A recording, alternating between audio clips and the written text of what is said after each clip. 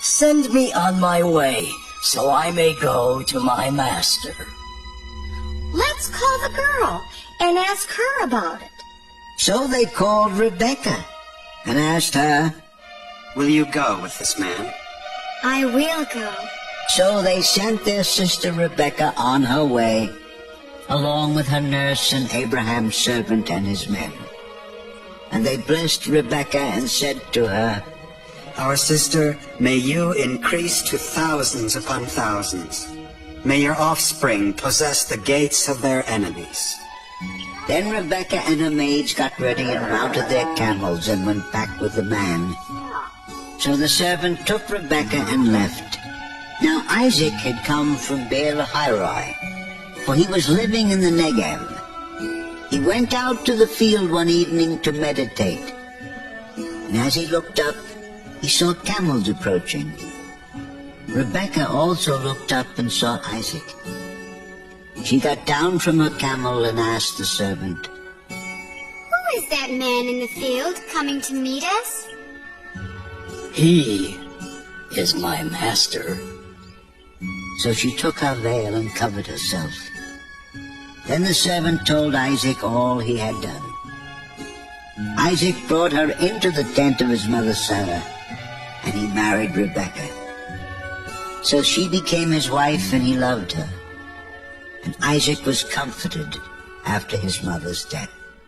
Abraham took another wife, whose name was Keturah. She bore him Zimran, Jokshan, Medan, Midian, Ishbak, and Shua. Jokshan was the father of Sheba and Dedan. The descendants of Dedan were the Asherites, the Letushites, and the Laamites. The sons of Midian were Ephah,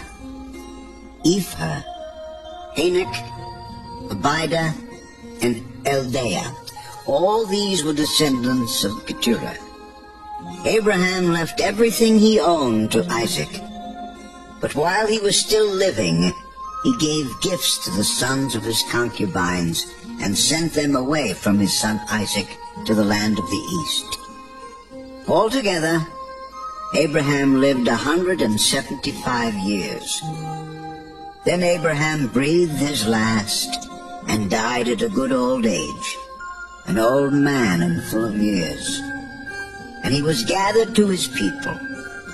His sons Isaac and Ishmael buried him in the cave of Machpelah near Mamre, in the field of Ephron, son of Zohar the Hittite. The field Abraham had bought from the Hittites.